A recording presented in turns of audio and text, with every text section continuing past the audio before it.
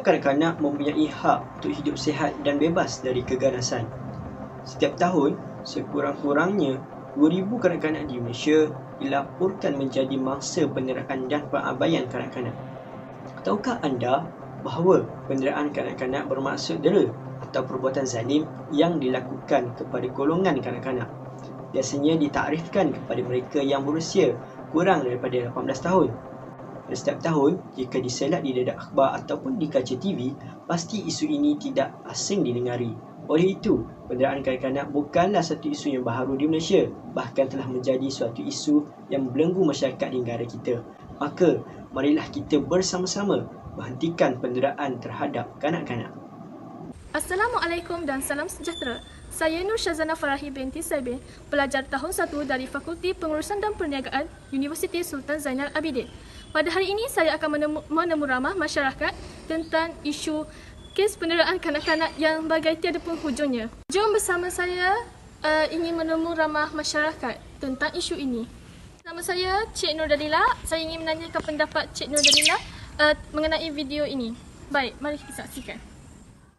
Seorang penjawat awam mengaku tidak bersalah di Mahkamah Seksyen Ipoh hari ini atas dua pertuduhan melakukan amang seksual terhadap dua anak perempuan kandungnya di Setiawan tahun lalu.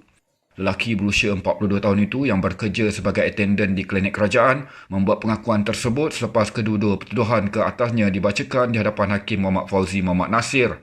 Berdasarkan pertuduhan pertama, lelaki itu didakwa melakukan amang seksual ke atas anak perempuannya yang berumur 6 tahun ketika kejadian pada 2.30 pagi 10 April 2020 di rumah di Setiawan dalam daerah Manjung.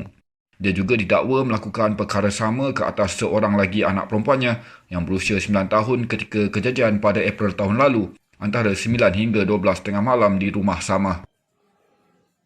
Cik Dalila, apakah pendapat Cik mengenai video ini? Okay.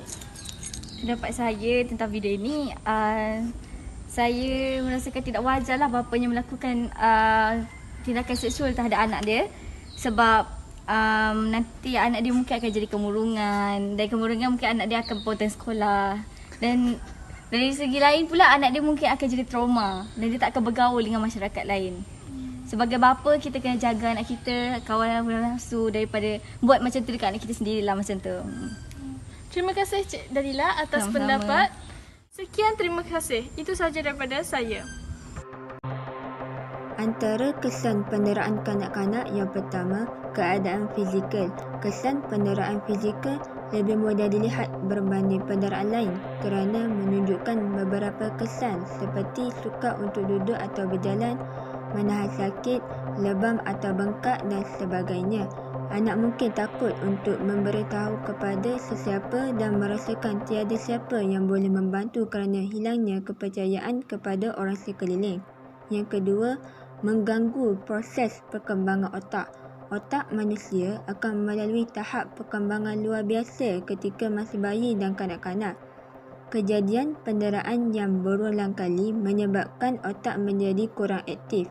Kanak-kanak akan mengalami gangguan masalah kesihatan bagi jangka masa yang panjang seperti pendadahan kepada gejala tidak sihat, berlaku ketidakseimbangan kemahiran emosi, kognitif dan sosial.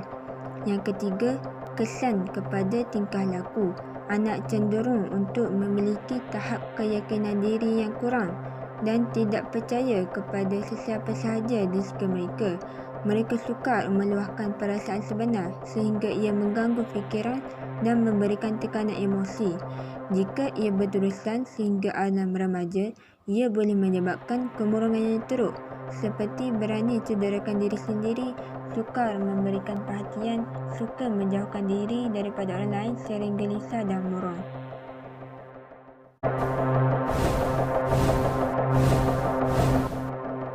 Peka dan segera bertindak. Itulah peranan kita sebagai masyarakat yang prihatin dan bertanggungjawab. Kanak-kanak bergantung pada orang dewasa di sekeliling mereka untuk membantu apabila mereka dalam kesusahan. Jika anda mendapati bahawa terdapat kesan-kesan penderaan terhadap kanak-kanak yang anda kenali atau mengetahui terdapat kes penderaan di sekitar anda, segera bertindak dengan melaporkan kes tersebut. Langkah-langkah membuat laporan terhadap kes penderaan kanak-kanak, anda boleh menghubungi talian kasih 1599 melaporkan di mana-mana balai polis atau mana-mana pejabat kebajikan dan akhir sekali boleh terus merujuk ke hospital jika berlakunya kecederaan. Dengan satu langkah, anda dapat menyelamatkan masa depan seorang kanak-kanak. Maka dengan itu, marilah kita bersama-sama menghentikan penderaan terhadap kanak-kanak. Sayangi dan lindungilah mereka. Mereka bukan bebanan tetapi amanah untuk kita.